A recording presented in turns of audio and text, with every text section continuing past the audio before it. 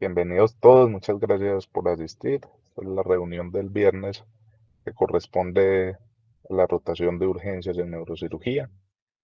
Vamos a tratar un tema, pues, digamos, conocido, repetido, eh, pero cada vez más frecuente y con unas implicaciones en cuanto a costos en todo sentido muy importantes, como lo es el trauma raquimedular por arma de fuego. Entonces hablemos un poquito de historia. Aquí a la izquierda tenemos entonces el papiro de Smith, que es un compilado de hace 2500 años egipcio, donde hay 43 casos descritos de distintas enfermedades, particularmente entre el caso 30 y el 38, se trata el trauma raquimedular. Ya en estos momentos se hace una descripción de trauma raquimedular completo y en las interpretaciones se describe como una enfermedad para no ser tratada. Esa descripción y ese concepto del trauma raquimedular completo ya lo teníamos hace 2500 años. Y aquí a la derecha tenemos de pronto la primera referencia del trauma raquimedular penetrante, pues muy indirecta porque estamos hablando al menos de arte, y esta es la cacería del león por el rey Asurbanipal en- entre el 500 y 600 antes de Cristo, y digamos pues que se describe indirectamente en la posición gráfica de su déficit. Y digamos que en todo ese desarrollo de la historia, cuando se llega al oscurantismo, cuando la cirugía se define que es algo solo para barberos y no para médicos, comienza entonces, se acaba el oscurantismo y en el 1500 entonces André Paré comienza a manejar ciertos conceptos entonces de cirugía, especialmente en la curación de las heridas, y también manifiesta posiciones conservadoras respecto al trauma raquimedular penetrante que ya existía, porque ya existía el arma de fuego, al menos documentada en China desde el 1200. Y a continuación les muestro entonces de pronto una de las personalidades más importantes eh, del Reino Unido, como es el almirante Nelson, quien murió en la batalla de Trafalgar,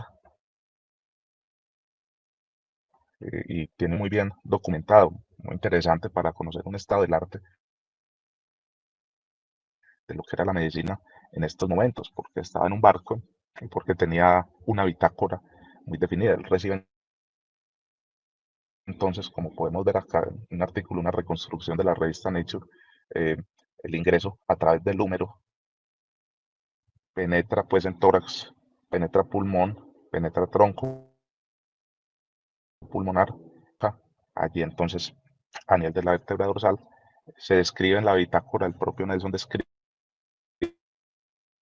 que inmediatamente, abre comillas, deja de sentir absolutamente todo debajo de su pecho, y el médico tratante le informa que allí no hay nada para hacer en términos médicos. Él entonces va en neumotórax para su madre patria.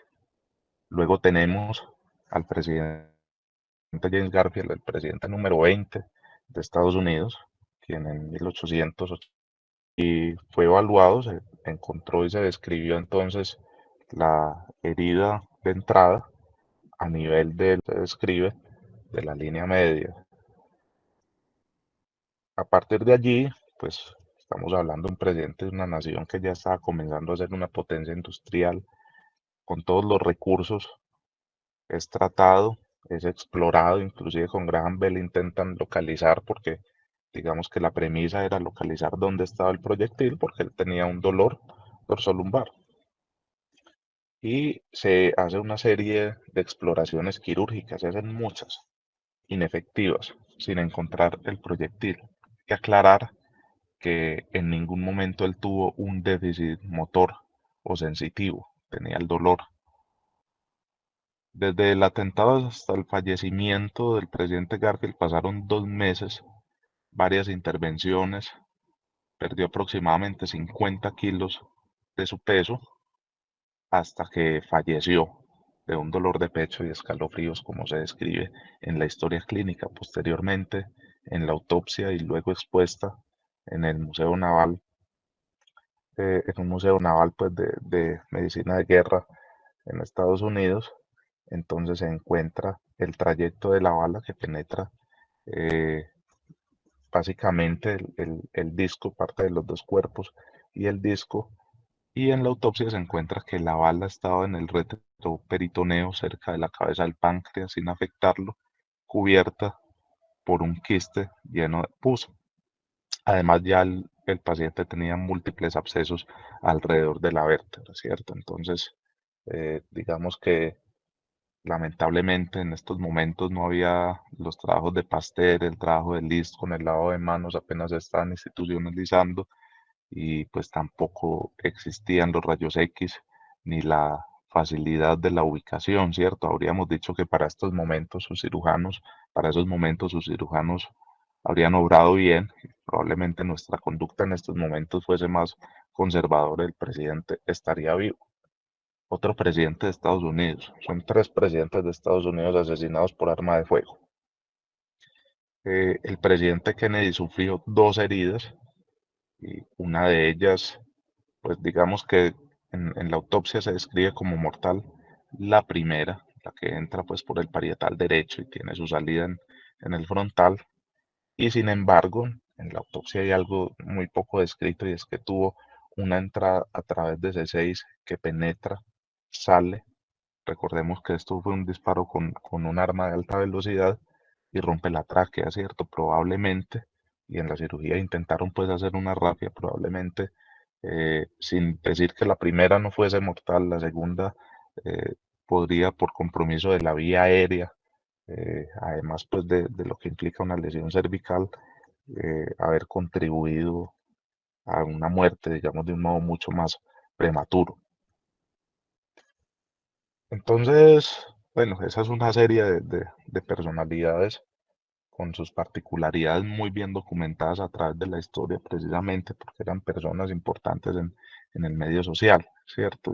Y entonces encontramos que efectivamente el arma de fuego existe hace mucho, tiene un refinamiento cada vez más progresivo en cuanto a sus prestaciones de velocidad, en cuanto a las características del misil, cada vez hay muchos más proyectiles que se utilizan y a grandes rasgos hay unas definiciones de alta velocidad y de baja velocidad, eh, donde se establece 300 metros por segundo como el límite para definir entonces si un arma tiene un potencial de alta velocidad o menor velocidad.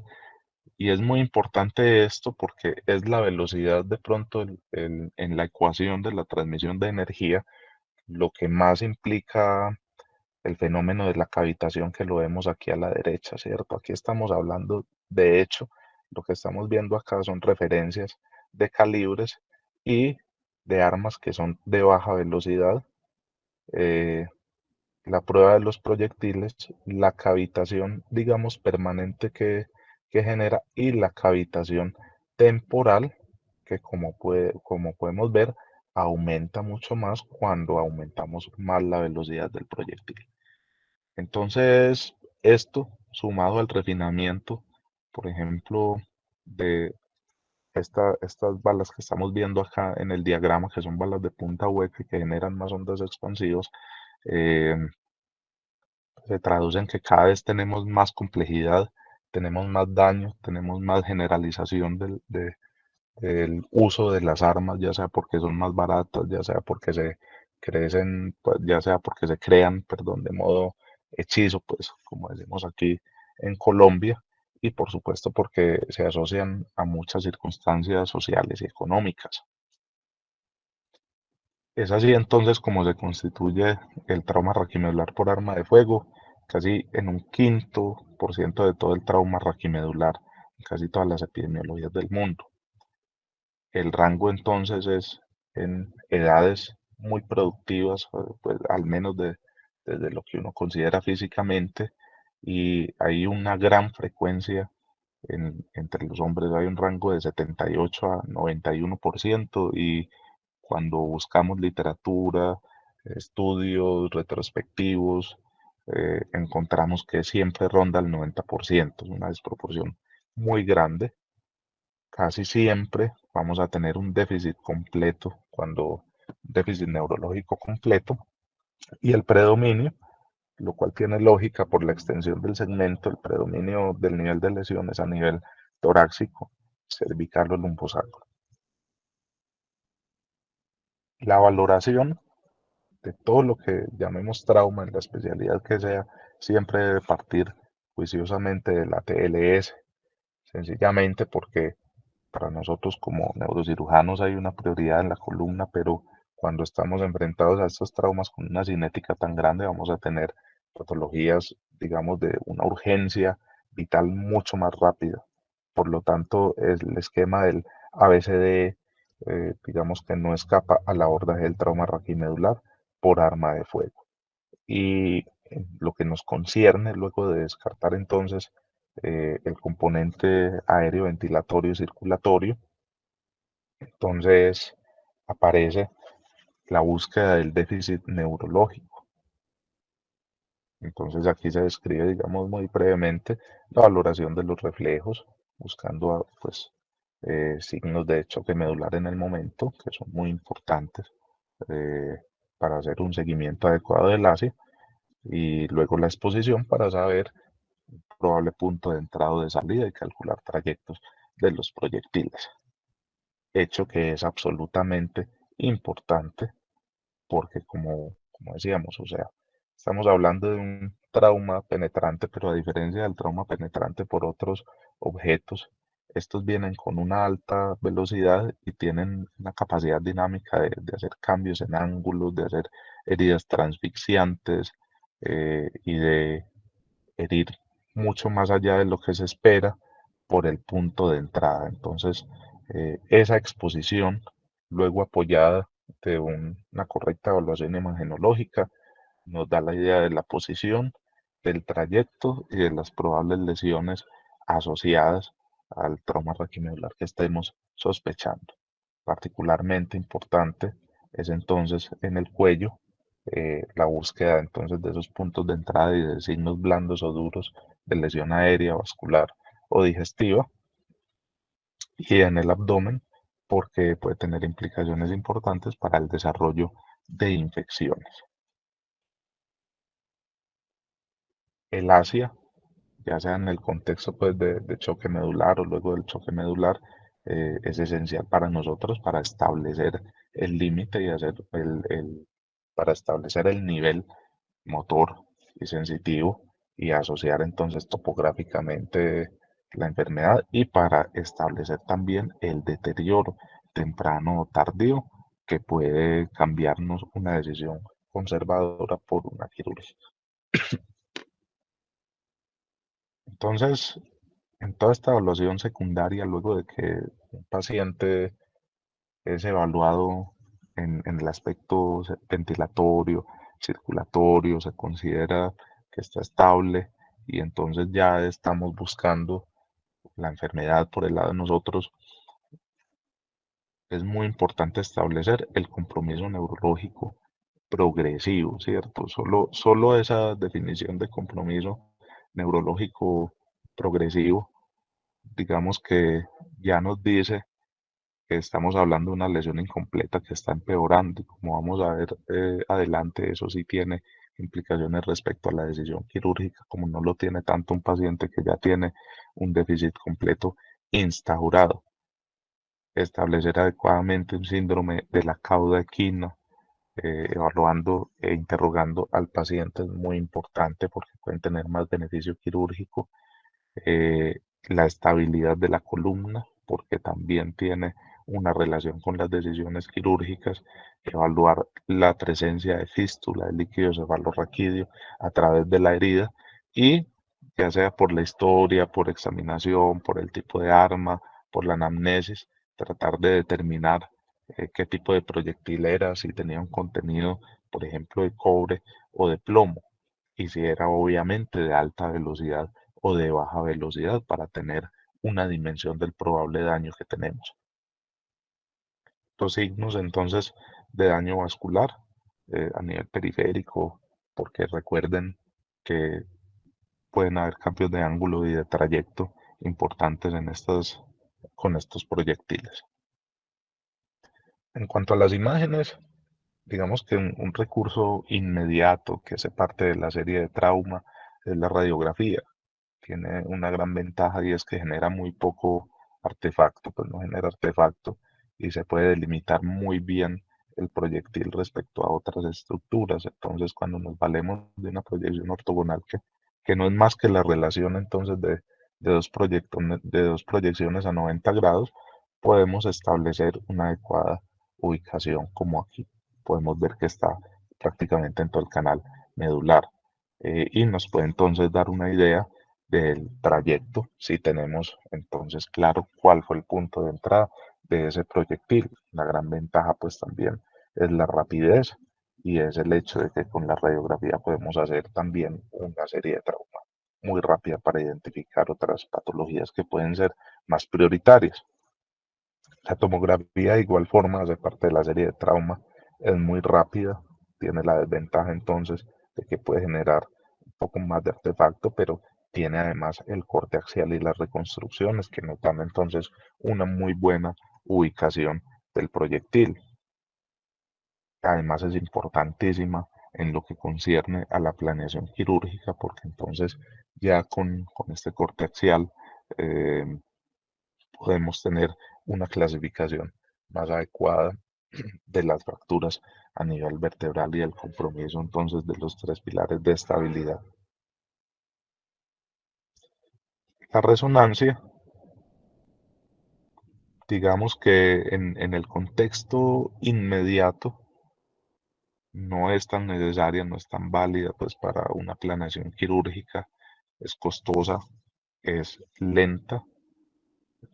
Cuando leemos varias de las guías o de los algoritmos de trabajo en muchos hospitales o en muchos de los sitios, ni siquiera aparece en el algoritmo de la valoración del trauma raquimedular por arma de fuego, ¿cierto? Y digamos que su gran ventaja, que siempre la hemos conocido, es la evaluación de los tejidos blandos, de los ligamentos, la valoración de la mielopatía y hay que tener una certeza o cierta certeza de cuál es la calidad del proyectil, porque los proyectiles no son exclusivamente de plomo, usualmente ellos vienen encasquetados o vienen en una vaina metálica protectora que puede ser de zinc, que puede ser de cobre, que puede contener impurezas de hierro, el cual sí tiene un componente magnético, entonces eso puede inducir migración o un daño térmico dependiendo de la potencia del resonador.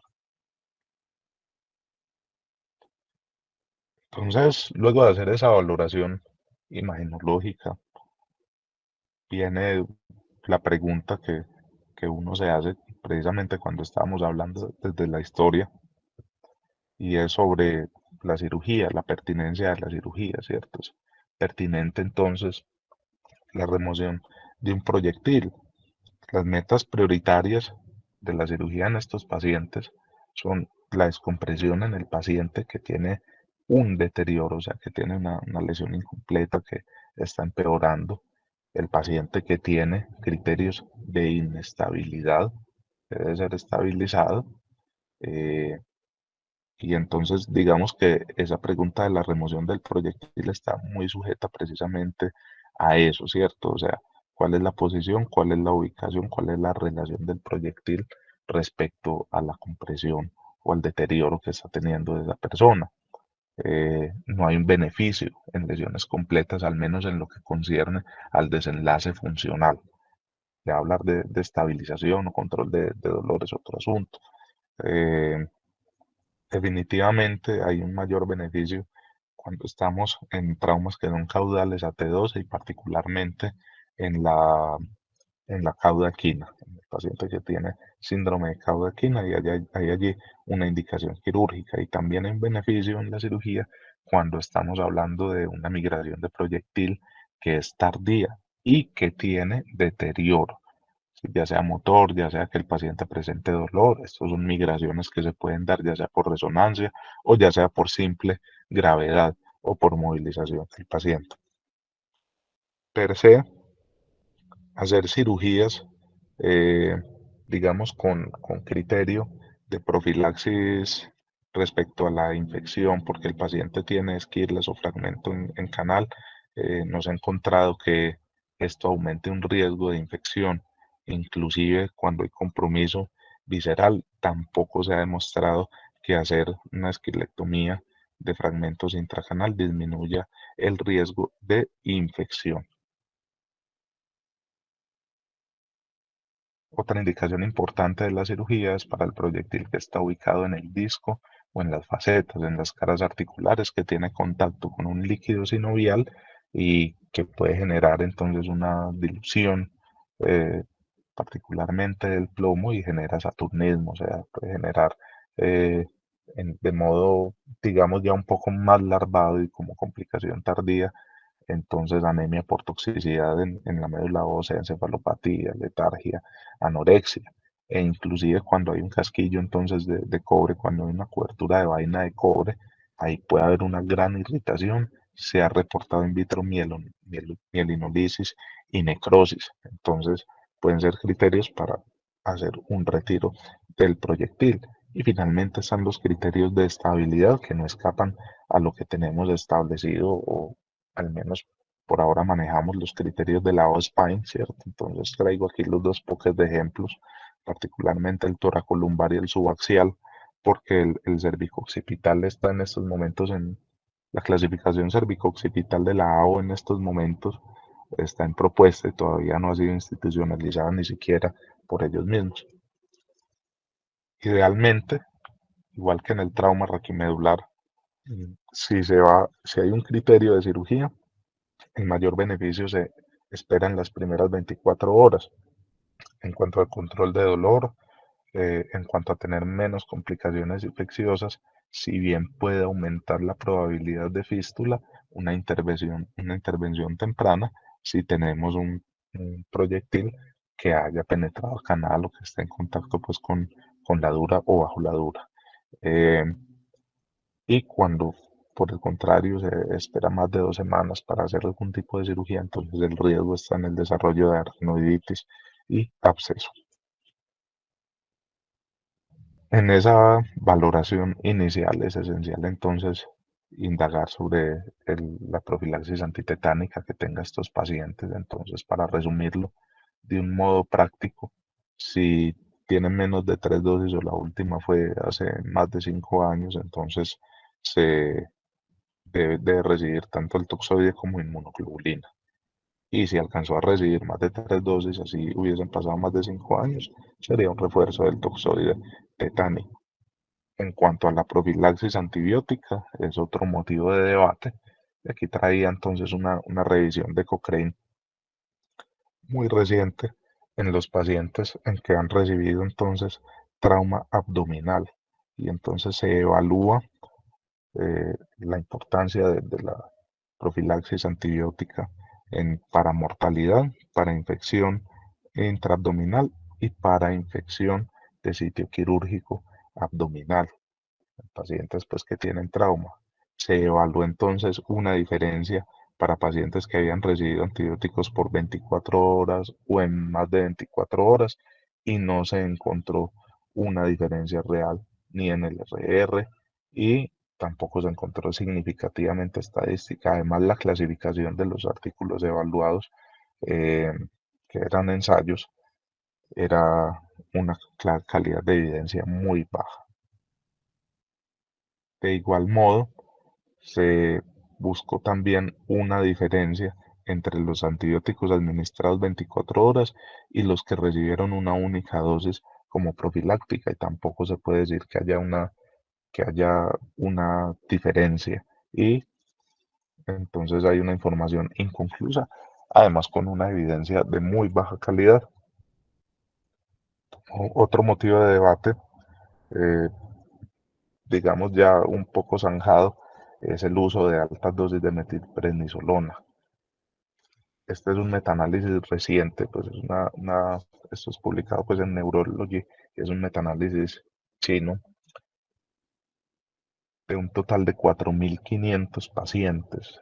La verdad, en este metaanálisis no se discierne entre el trauma penetrante y el trauma cerrado, pero básicamente vuelve y se resalta algo como es la poca disponibilidad de estudios que tengan una evidencia 1A, ¿cierto? O sea, solo el 23% son ensayos aleatorizados y el resto son observacionales, y tampoco se encuentra una diferencia en cuanto a la mejoría motora, o no se puede decir que haya una validez estadística en cuanto a la mejoría motora luego de la administración de metilprednisolona.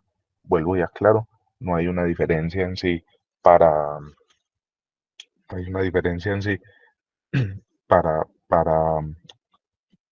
distinguir trauma raquimedular cerrado o abierto en este metaanálisis.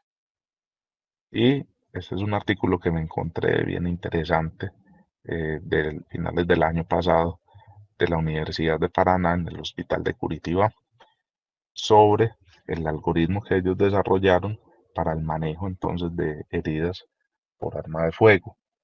Me pareció bien importante porque cuando nos vamos a analizar a Curitiba, pues es una ciudad de 3.500.000 habitantes, es una ciudad latina, es una ciudad que tiene un índice de desarrollo humano parecido al de Medellín, el de muchas otras ciudades colombianas, con sus cosas buenas y con sus diferencias pues a nivel social, cultural, lo cual hace que sea un entorno epidemiológico bien similar al de nosotros. Entonces ellos hicieron una valoración retrospectiva durante, pues imagínense, 16 años. 900 pacientes en total fueron evaluados y se incluyeron 700, el resto se excluyeron sobre todo por faltas de historia clínica. 95% de esos pacientes con trauma raquimedular por arma de fuego eran hombres, un rango amplio de 9 a 68 años, pero una media de 21 años que coincide con lo que estábamos describiendo ahorita. Casi 2 tercios de los heridos se presentaron en fines de semana y casi 2 tercios tenían heridas en otras partes del cuerpo, en otros órganos vitales, lo que lo que se convierte entonces en la invitación a la valoración integral de estos pacientes. Entonces, inclusive estas heridas, pues digamos que las más prevalentes son precisamente las de abdomen, que tienen importancia para nosotros por el compromiso de víscera hueca, y las de pecho o las toracoabdominales. El contexto de estas agresiones en los 2 tercios principales, pues en los 2 tercios se dio por intentos de robo, el resto se dio entre peleas y finalmente el 12% otros se definen como atentados. La epidemiología, digamos que varía entonces de acuerdo al segmento afectado. Cuando estábamos viendo ahora la epidemiología en Estados Unidos, el torácico ocupaba casi el 50% y en general puede ocupar casi el 50%, pero en este caso se evaluaron pacientes donde, y esto es bien importante porque es una población grande y toda esta población grande es afectada por armas de fuego de baja velocidad. Entonces, el arma de fuego de baja velocidad se da en un contexto cercano, ¿cierto? O sea, de una pelea más cercana, y digamos que eso se traduce en que estos pacientes tuvieron entonces un poco más de compromiso cervical, ¿sí? Que le bajó un poco entonces el porcentaje al torácico. La localización entonces de los puntos de las heridas, 2 tercios fueron transfixiantes, o sea, entraron y salieron, solo un 20% entonces ocupó el canal espinal y un 16% se quedó en el cuerpo vertebral. La valoración neurológica, de daño neurológico que ellos hicieron, la hicieron con la escala de Frankel, pero digamos que ese cuadro es muy importante porque entonces aquí podemos establecer dos cosas. Casi el 70% de las heridas por arma de fuego entonces tienen algún grado de déficit.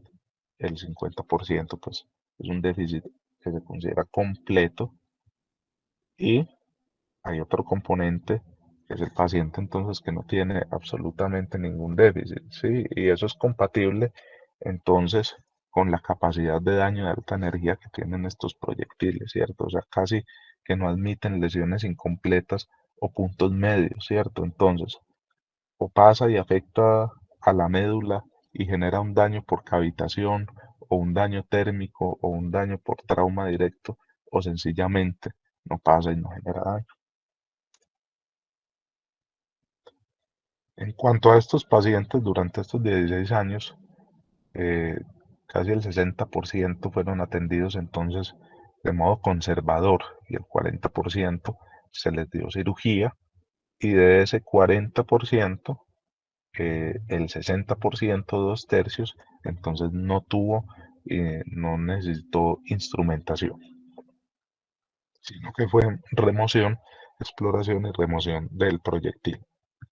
Esto es lo que ellos plantean de acuerdo a la experiencia obtenida entonces en estos 16 años. Básicamente entonces unos criterios que son la condición neurológica, que pueden no tener cambios o que puede entonces ser un déficit progresivo o la aparición de un déficit nuevo que no estaba, ¿cierto? Cuando eso se establece, entonces lo que se propone es buscar las esquirlas, tanto de hueso como del proyectil, descartar hematomas compresivos o descartar prolapsos discales que impliquen entonces una descompresión. Aquí hay entonces un beneficio quirúrgico en la lesión incompleta, en el deterioro progresivo o nuevo durante el examen. La otra valoración es entonces los criterios de estabilidad espinal, principalmente pues con tomografía. Si hay sospecha entonces eh, de inestabilidad, entonces también se puede valer de estudios dinámicos para ver el beneficio entonces de una fijación. La localización del proyectil entonces, si está intracanal, si está interdiscal o interfacetario, como decíamos ahora, si tiene un riesgo de migración, especialmente en los sitios de cauda equina, que hay un espacio tecal pues, mucho más amplio, son más susceptibles de migración, entonces pueden implicar una cirugía específica para retiro de ese proyectil. Además, también si se logra establecer, sobre todo porque se ven densidades distintas de metal según en las unidades Hounsfield, la sospecha pues de que haya cobre allí, el cual puede ser muy doloroso y que ya vimos que puede generar necrosis también. Los otros entonces son el envenenamiento, digamos un poco más tardío, por plomo, el disco prolapsado y la fístula, que puede admitir un manejo inicial con dren lumbar. El abordaje entonces que ellos hicieron es parecido a lo que estábamos hablando, una valoración del ATLS. Todas las armas fueron de baja velocidad, los proyectiles que fueron extraídos porque no fueron transfixiantes y se quedaron, esta gente extrajo todos los proyectiles, fueron llevados a balística y se comprobó que fueron de arma de baja velocidad. Se buscó la cantidad de disparos, se hizo la exposición de la herida, la valoración de Frankel, el establecimiento de que el paciente estuviese en choque medular o no, se realizó profilaxis tetánica y no hubo protocolo de corticosteroides con estos pacientes. En las imágenes entonces partieron inicialmente con unos rayos X ortogonales, luego realizaron tomografía para identificar entonces los proyectiles intracanal, la estabilidad vertebral, los proyectiles en segmentos en cuerpo vertebral. Eh, Ante sospecha de inestabilidad realizaron entonces estudios también dinámicos en flexión y no se utilizó resonancia contrastada en ningún momento por criterios económicos y por criterio de riesgo de migración. Cuando los pacientes presentaron perforación de víscera abdominal, ellos dieron antibiótico de amplio espectro en cobertura para gram negativos, anaerobios y gram positivos por 14 días a todos los pacientes. Cuando el paciente tenía una herida transfixiante y no quedaron fragmentos óseos intracanal o de esquirlas del proyectil, eh, se dio un manejo conservador con una vigilancia neurovascular y una profilaxis antibiótica por 1 a 2 días. Cuando se encontraron proyectiles o fragmentos intracanal, se realizó descompresión y remoción se realizó instrumentación si la laminectomía era extensa y comprometía la estabilidad entonces del segmento. Y en las articulaciones facetarias, tanto como en el disco, se realizó entonces cirugía para resección del proyectil. 23 casos, perdón, 23 casos entonces de los proyectiles que estuvieron en canales espinales requirieron instrumentación por la laminectomía. Entre las heridas transfixiantes, 45, recordemos que las heridas transfixiantes fueron casi el 60% de todas las heridas, 45 de esas heridas se asociaron a una fractura inestable y fueron instrumentadas. Los proyectiles intraóseos eh, que implicaron remoción, 27 requirieron también estabilización de segmento y hubo 11 proyectiles con contacto discal que fueron removidos por criterio de contacto discal. También hubo 9 proyectiles que se quedaron interiores a dura madre y entonces implicaron laminectomía, durotomía y cierre con posterior artrodesis. Hicieron laminectomías pues muy extensas. Ellos no hicieron, lamentablemente, pues lo describen como que no lo hicieron porque podía complicar pues el desarrollo del estudio. No hicieron evaluación de desenlace funcional de estos pacientes. Solo establecieron pues una estancia hospitalaria promedio de 10 días. De esos 700 pacientes describen que 56 fallecieron por heridas en otros órganos vitales y de esos 700 pacientes 9 desarrollaron meningitis, 6 disquitis y hubo un caso particular de envenenamiento sistémico de plomo por difusión de un proyectil que se quedó en un disco. Este también es otro artículo de este año de la OSPAIN, donde se describe una pequeña corte de 48 pacientes, 94% hombres en edad media de 27 años, que recibieron entonces también eh, heridas por arma de fuego, 90% de ellos tenía fractura, 86% tenían, 86% de esos que tenían fractura tenían algún tipo de déficit neurológico. Un 10% tenía un síndrome de la caudequina y mucho menos frecuente una hemisección medular. Casi el 70% de los pacientes entonces fueron hacia A. Y este es el esquema que ellos proponen en el artículo de este año, donde se define inicialmente, bueno, cuál es la estabilidad del paciente, ¿cierto? Y si tenemos a un paciente estable, entonces evaluar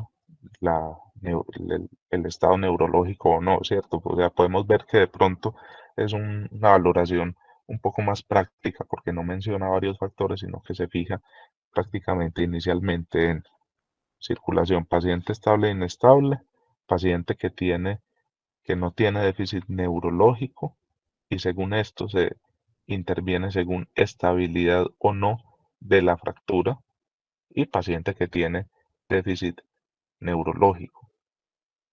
Si este paciente tiene un daño por onda, o sea, no se establece que hay fragmentos, no se establece que hay fractura, sino que fue un daño por onda, por cavitación de, del proyectil, entonces el plan es conservador. Pero si se establece que hay un fragmento, entonces espinal, en- ya sea pues óseo, del, ya sea del proyectil, entonces ya se considera la remoción de este fragmento. Digamos que es un estudio con pocos pacientes, pero la diferencia con el otro es entonces que hicieron un seguimiento a 4 años del desenlace de estos pacientes, ¿cierto? 52% de estos pacientes quedaron entonces en silla de ruedas, un 20% deambulando con asistencia y un 25% deambulando de modo independiente. Un porcentaje bien importante con eh, vejiga neurogénica y con compromiso también del peristaltismo. Los pacientes eh, que mejoraron, que tuvieron alguna mejoría de grado de hacia A, o sea, uno o dos niveles fueron el 21%, el 70% no mejoraron y la mortalidad fue de un 8%, 4 pacientes fallecieron. En cuanto a los diagnósticos de estos, entonces el 90%, como decíamos ahora, tenían fracturas, 27% tenían un fragmento de bala en canal, un 10% tenían una cauda equina y lo que decíamos ahorita que primordialmente pues eran pacientes que tenían unas lesiones completas y una epidemiología donde predomina pues el daño a nivel lumbar y el daño a nivel torácico. Este otro artículo bien interesante del 2017 es un artículo entonces multicéntrico donde se evaluaron entonces varios pacientes heridos por arma de fuego. Se dividieron en dos grupos, en el grupo que tenía déficit completo y en el grupo que tenía déficit incompleto. Y se valoró entonces eh, la medida de independencia funcional, se valoró la estadía y la presencia de eventos adversos, porque a su vez cada uno de estos grupos se dividió entre el quirúrgico y no quirúrgico, ¿cierto? Entonces en los pacientes con lesión completa se encontró que estos pacientes tenían mucho más estadía intrahospitalaria que los pacientes no quirúrgicos y que desarrollaban casi que el doble, con buena validez estadística, úlcera en decúbito más que los pacientes no operados. En la lesión incompleta, globalmente los pacientes tienen menos estadía intrahospitalaria, pero con el quirúrgico también aumenta pues mucho más con buena validez estadística y hay una diferencia notable en el desarrollo de úlceras en decúbito en el paciente que se opera. Ahora no tenía una significancia estadística bien importante, ¿cierto? Entonces digamos pues que este es la diferencia entre el paciente operado y no operado y realmente con relevancia estadística está lo que acabamos de describir acá en la conclusión, ¿cierto? No se puede decir que sea una P confiable, ¿cierto? Pero ellos afirman que no hay una diferencia en la condición funcional del paciente que es operado versus el que no es operado. Cuando vemos entonces acá la medición del índice de independencia funcional. Tenemos otro artículo bien interesante también, donde se describe de modo multicéntrico y retrospectivo, se toman 489 pacientes con daño entonces medular por arma de fuego. De esos 489 se encuentra que 91 se operaron, o sea, casi un 20%, y utilizan entonces la literatura para establecer que 75% de esas cirugías no tenían algún tipo de indicación de esas cirugías iniciales. Eh, entonces, si nos fijamos, por ejemplo, hubo inclusive fusiones, ¿cierto? Estabilizaciones que se consideran por la literatura como no indicadas. Y en un 66% la intervención para fístula no estaba indicada y no se hicieron protocolos como Dren lumbar para tratar de eliminarla sin algún tipo de intervención. Casi el 50% de las remociones de proyectiles no fueron indicadas. Entonces, la primera conclusión, digamos que es la evidente. La primera conclusión es la carencia de estudios de alta evidencia de grado 1A para decir con pertinencia eh, que es una buena conducta, por ejemplo, utilizar antibióticos profilácticos, eh, o decir que es una buena conducta la remoción de absolutamente todos los proyectiles que están intracanaliculares, como lo hicieron, por ejemplo, en Brasil. Eh, es un hecho que hay una incidencia creciente por la generalización entonces de las armas de baja velocidad, incluido ocasionalmente a nivel urbano se ven de alta velocidad. Es un hecho que hay unos altos costos a nivel del sistema de salud, a nivel social y económico, por la incapacidad que esto genera. No siempre la prioridad es la médula en el paciente politraumatizado y por eso es muy importante la evaluación de los trayectos y del compromiso de otros órganos vitales. El pronóstico, pues, igual que en muchas de las urgencias neurológicas, depende más del déficit inicial con el que viene el paciente que el tratamiento. Entonces es así como habrá muy poco beneficio por decisiones quirúrgicas en pacientes que tienen una lesión completa establecida. Y habrá especialmente beneficio, como decíamos, en lesiones que están por debajo de T12 y especialmente en la cauda equina.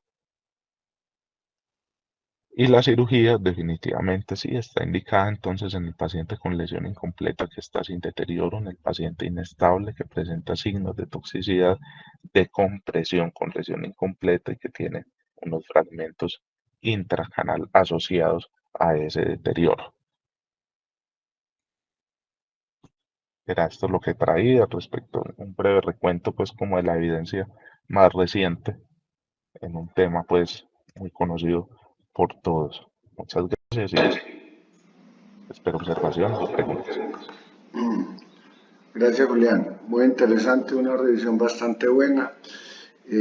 Yo solo tengo unos comentarios cortos. Lo primero, cuando hay una lesión completa, para mí la única indicación de operar es que el proyectil esté en canal y no es porque sea una indicación académica, porque sabemos que retirando el proyectil el paciente no se va a mejorar, sino porque a través de los años yo he visto que si yo no retiro el proyectil, el paciente va a consultar donde otros colegas y finalmente alguno va a retirar el proyectil y le van a decir al paciente que no se mejoró porque no hubo una cirugía temprana en ese caso.